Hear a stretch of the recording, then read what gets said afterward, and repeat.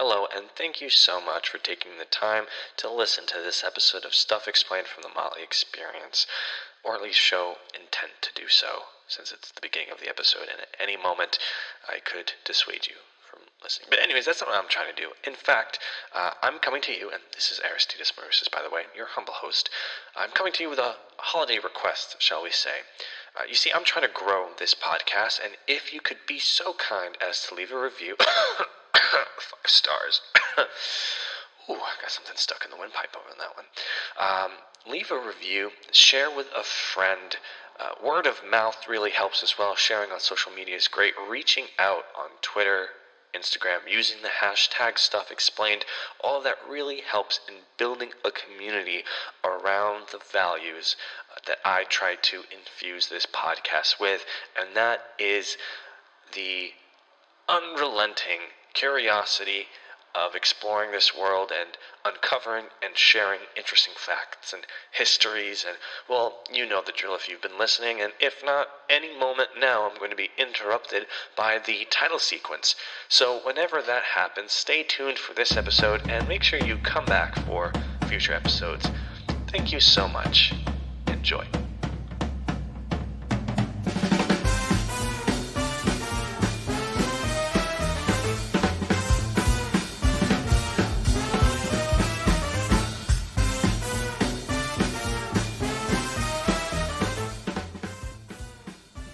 Life is a journey of exploration, learning, and growth. Basically, the world is full of fascinating stuff. Join me, Aristidis Marousas, as I uncover interesting facts and discuss big ideas on Stuff Explained from the Motley Experience. Experience your world.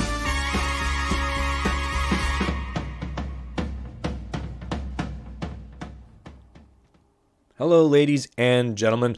Welcome to episode 18. We've made it to 18 episodes so far. That's kind of mind-blowing for me. Thank you for being part of this ride thus far. I hope you stay along for wherever this takes me and us. So this episode, I would like... Well, first, it's been inspired by the holidays. And Christmas is right around the corner. And a lot of advertisements in films and TV shows and things like that, when they talk about Christmas, it seems to be mostly focused on that nostalgia factor of childhood and Christmas and Santa Claus and the gift givings and the miracles and the magic of Christmas time. And so the next few episodes are going to be about Christmas. They're themed that way. It seems apropos. This specific episode, it's a big idea episode, and I'd like to use it to focus on the concept, the idea of growing up, and try to answer the question, what does it mean to grow up?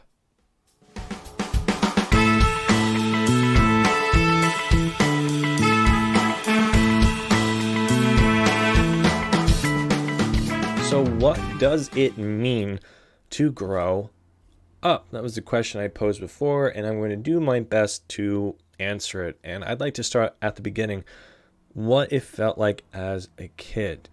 So if I go back, I know that as a child, when I would sort of project myself forward and what it would be like, what I think or what I thought it would be like to be an 18-year-old, a 21-year-old, a 30-year-old, it was very different from my actual experience at that age. And the biggest reason that I can see is that as a child looking forward, there was this level of seriousness involved with aging and growing up. And to me, adulthood and seriousness were synonymous. They were the same thing. To be an adult meant you were mature, and to be mature, you have to be serious and approach life seriously with, work, relationships, all the responsibilities that came with being an adult. I wasn't exposed as a child to adults necessarily having fun. They did what they had to do to get by and to be successful and to provide for the family and basically to help raise the children. But beyond that, I wasn't necessarily exposed too much to adults having almost their own identity other than that. It was essentially work and family. That was it. There was no solo identity. And so this is my experience. It might differ from yours, but from what I've understood from multiple conversations, it's very similar for a lot of people. And what it feels like now that I've gone through those experiences, what I've noticed most is that my inner experience, that feeling you have on the inside, doesn't feel like it's aged. Now, sure, I've had many experiences. I've matured. I've learned new things. I approach things and think about things very differently now than I did 10 years ago and 20 years ago. Very much thankfully. And, sometimes some of these experiences were good. Some of these experiences were bad, and everything was a learning experience. But I find it a very interesting dichotomy that on paper, I'm 27 years old, but on the inside, if you were to ask me, I honestly forget sometimes. I have to remind myself that I'm 27. I don't necessarily feel inside that I'm very much different from how I felt 5, 6, 7 years ago. And again, through the conversations I've had and through what I understand, this seems to be quite common. Now, I don't know whether you want to call this your soul, that feeling you have inside, because for sure, mentally, if you can feel mentally, I feel different mentally. Again, I talked about the maturity and the experiences, but let's call it a soul just for the sake of putting a word to it. If you have your own beliefs, that's perfectly fine. This is just a word, a placeholder I'm using. There's an agelessness to it.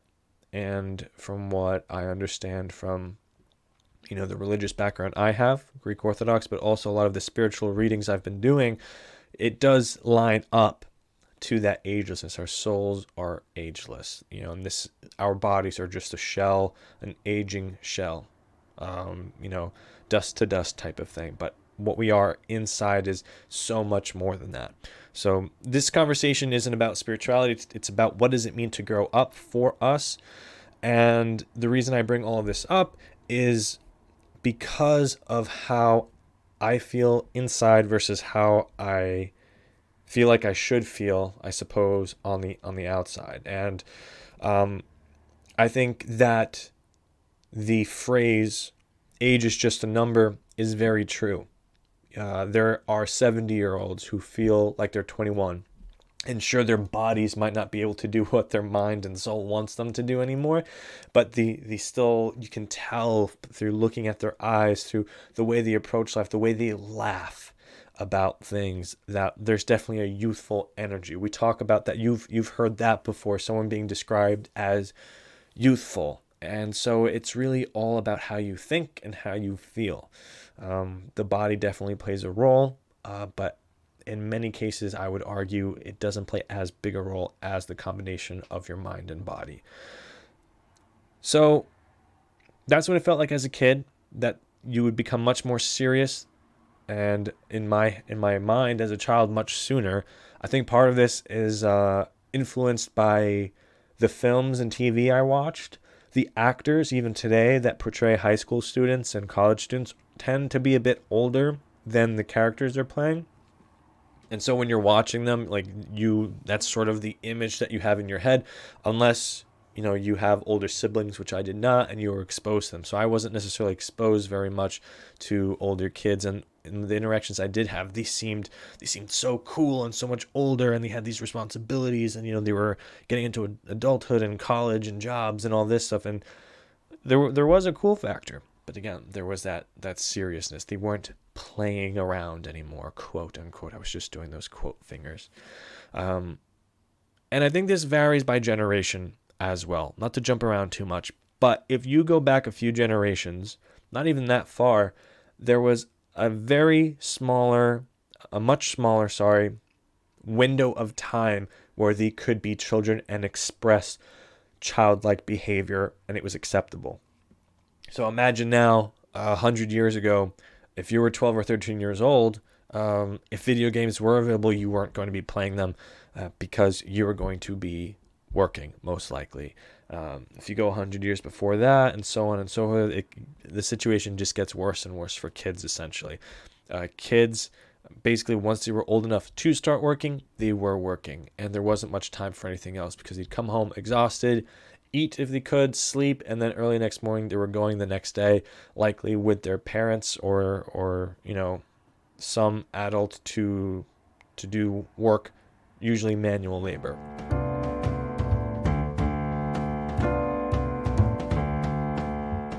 Psst, hey you.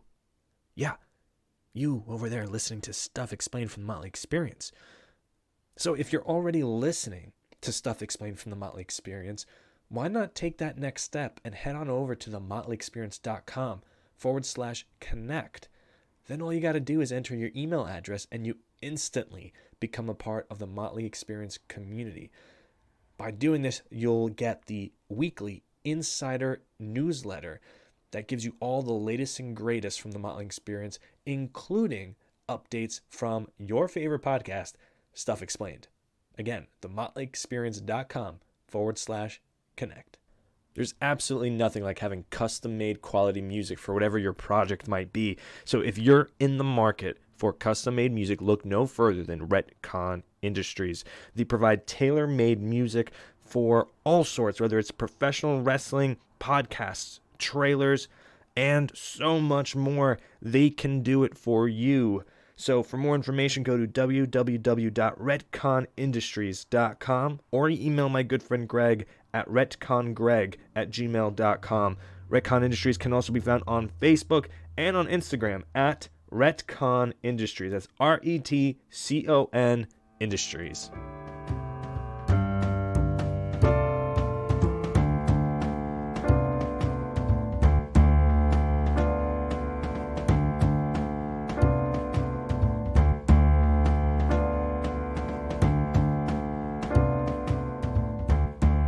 Luckily, we can argue that,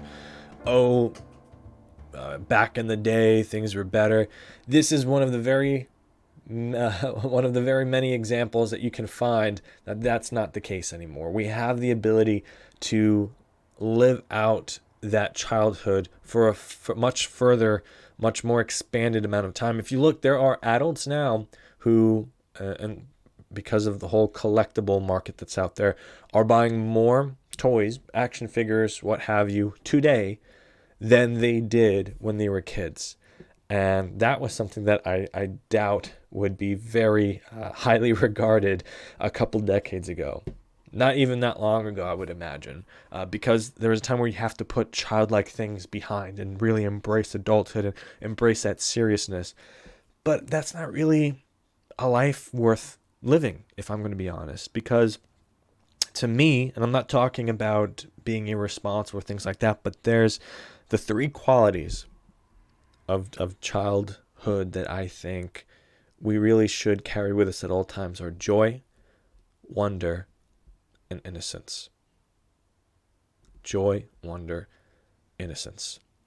And we can get very caught up in the world today, and we lose sight of those things. Everything, we have expectations about everything. We want things now. We want things fast. We want things to work. We want to be successful. We're comparing ourselves to others on social media. We want life to happen for us today. We want to be at the destination today. We're working a 9 to 5. We have children. We have pets. We're running around, and many of us feel miserable. There's not enough joy, not enough wonder, not enough innocence. And the social pressures and stigma have changed today. I mentioned when I was younger, I wasn't really exposed to adults who seem to have fun or their own identity. That's changed today. You're allowed to express yourself. There are more opportunities to express yourself. Adult coloring books made a comeback a few years ago. Can you believe that? And because if you were an adult in a coloring book, you were being a child in a very derogatory sense. How dare you? There are more important things that you should be doing, like look into your 401k. But now we have the opportunity, and the stigmas are falling apart. They're crumbling for the better, I believe, where if you want to have cornflakes and watch cartoons in the morning, why not? You're not hurting anybody. If you want to collect those action figures, go for it. If you want to draw, color, bake for fun, if you want to sing, play music, whatever it is that expresses yourself, there's adult co-op sports teams now, just like when we were kids. So you can go in and look up a kickball team near you and you can play kickball. Like, to me, this is absolutely wonderful because it allows us to get in touch with the inner child. And that is a whole different topic, whole different conversation about the inner child and the trauma that brings and the importance of getting in touch with it and not shunning it, not hiding it. But just to paint a bit of a picture for you, imagine that you're in a room and you're the way you are now, your adultness, whatever age you are now, but there's a child version of you, let's say 10 years old. And looking back now, you know what you went through as a 10-year-old, the good and the bad. You know where you were loved, where you weren't loved. You know what you needed and didn't get, and what you needed and did get. You can hopefully assess that in a more unbiased way today. And with that assessment, you're able to know how to reparent yourself. So sometimes the best thing to do is just to look down, bring that inner child, that 10-year-old version of you up next to you, and hold their hand. Hold your own hand and tell them that you love them and that everything's okay. And that was just a little window into the type of conversation that can be had on the inner child and the inner child work. As far as this conversation about growing up, I think it's very important to go back and look at what made you happy, what made you excited as a kid, what really just brought you so much joy. TV shows, activities, like what did you like to do when you had your own playtime, whether it was you alone, with a sibling, with friends? What did you really, truly enjoy doing? And odds are there are a few things, and you can usually find some through line between them, some commonality. And there might be something that you could do today to replicate that. Get back to that innocence when there weren't societal family pressures on you. No, you shouldn't do this because it won't bring you money. Or no, like boys don't do that, girls don't do that. Whatever it might be, there might be aspects of it that you can revive and live today and live a joyful, wonder-filled, innocence-filled life. Or at least bring those three aspects of the inner child, of childhood, into the equation. So again, I bring up all of this because Christmas is around the corner. I want to do a few Christmas themed episodes, and I feel like it would be a big miss on my part to not talk about that growing up aspect, what it means to be a child, what it means to be an adult. So to get back to the original question, what does it mean to grow up? I think growing up, again, this is my answer, is going through life one experience at a time, maturing, learning as much as you can from your mistakes, but also your accomplishments, your victories, and using those to continue to create a better life for yourself and others as you grow, which usually as we grow into adulthood, not only do we have more responsibilities, but we have more opportunities to help ourselves and help others. We are not as reliant on others as we are as a kid. So we can really start paving our own way, making our own decisions.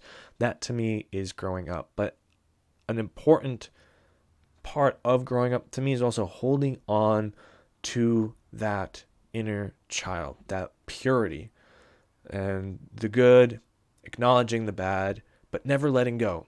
Never letting yourself and life become too serious. Allowing yourself moments to just have fun. Life should have fun. It should have joy, wonder, and innocence. And that's all for today's episode. Feel free to reach out on Twitter at Motley Experience. Use the hashtag StuffExplained. I would absolutely love to hear about your own experiences with growing up, what that has meant for you. Have you been able to hold on to that inner child? Have you been able to bring the joy, bring the wonder, bring the innocence along with you. Like, what activities have you found those through? What that you did as a kid you've been able to revive or hold on to and do today? Are there any shows you loved as a kid that you watch now and it just makes you so happy that you could binge through a bunch of them and not have a care in the world? I would love to hear about that. And so with that, I'm going to sign off until next week.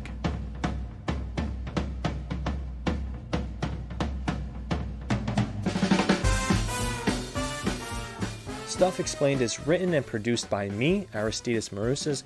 Music is produced by the talented Greg Massey of Retcon Industries.